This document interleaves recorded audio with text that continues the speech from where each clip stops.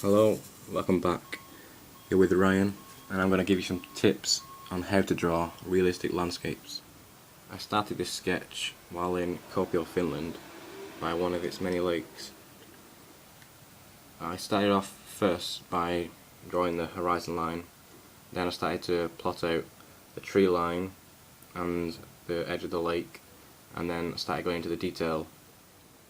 When drawing anything outside, you're probably not going to have a great deal of time, so it's important just to get the basic elements in fairly quickly. Then once you've done this, you can start to add in more detail, but then when you do come home, then you can go into the really fine details.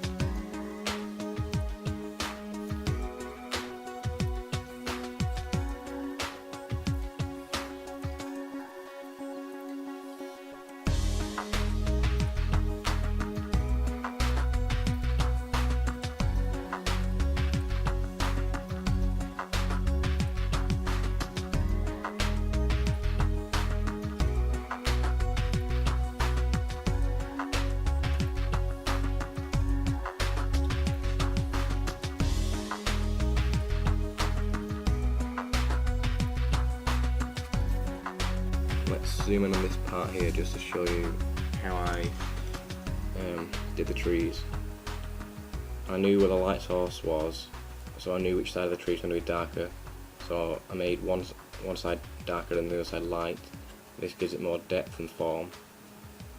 The technique is like tiny little lines, scribbly lines, to make it look like foliage and the leaves, and when you zoom out it looks quite realistic and true to life.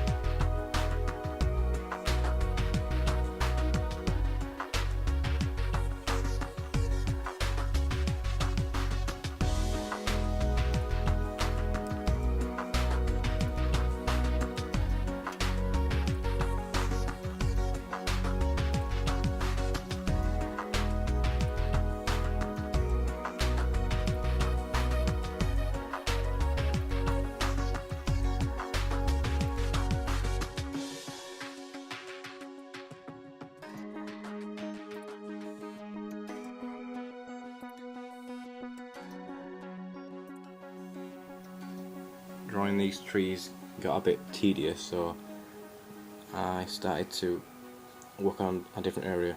I do this a lot just to keep my mind focused and not get bored. I'm now going to do the sky.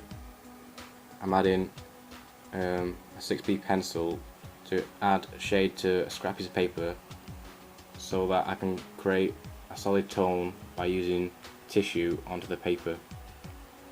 This way you can get a nice even tone. Start off darker at the top for the sky and work your way lighter to very light grey and then white.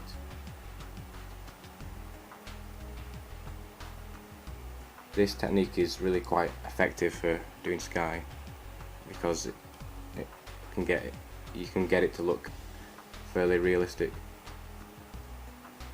Now I'm just adding some extra tone at the top with again 6B pencil. I'll then blend this into the rest of the sky.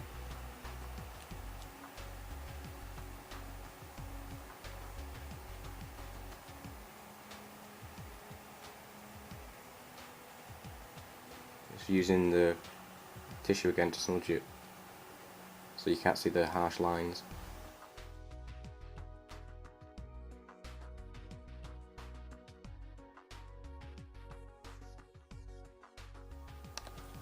When you're happy with the sky tone, use a rubber to erase parts to create the look of clouds. It's best to have a point on your rubber. Like I've used this rubber's I've been using it for a long time, so it's gone to a point, so I can get a more precise angles.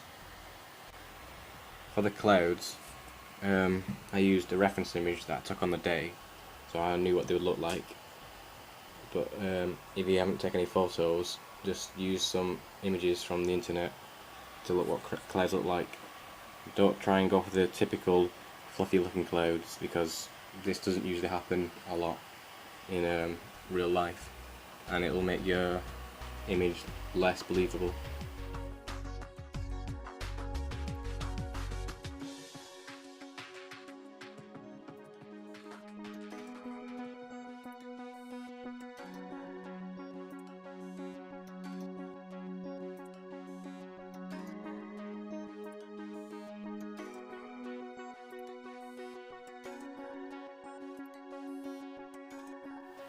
I'm just adding some chalk highlights to the tops to bring out the clouds more from the background.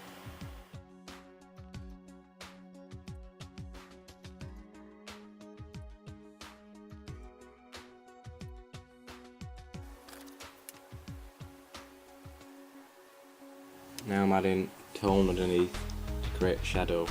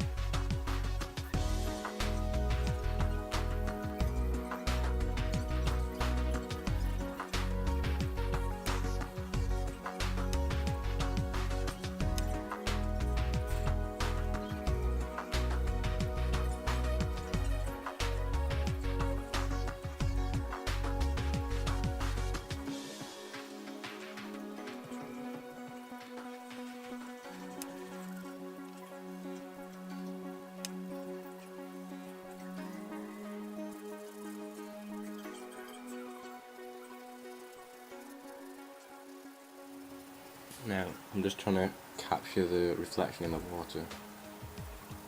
It's quite hard to do water to get it to look realistic, but it's trying to think of it as a mirror and also remember distance.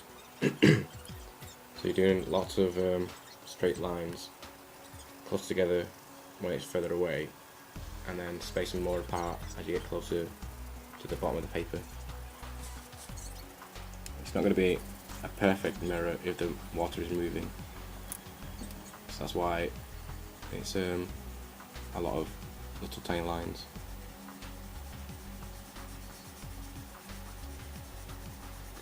It's very easy though just to make it look really terrible.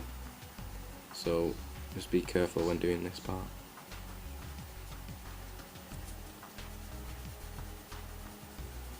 Again, it's a good idea to look at reference images to see where the reflection was on the day and how it looked, rather than just guessing.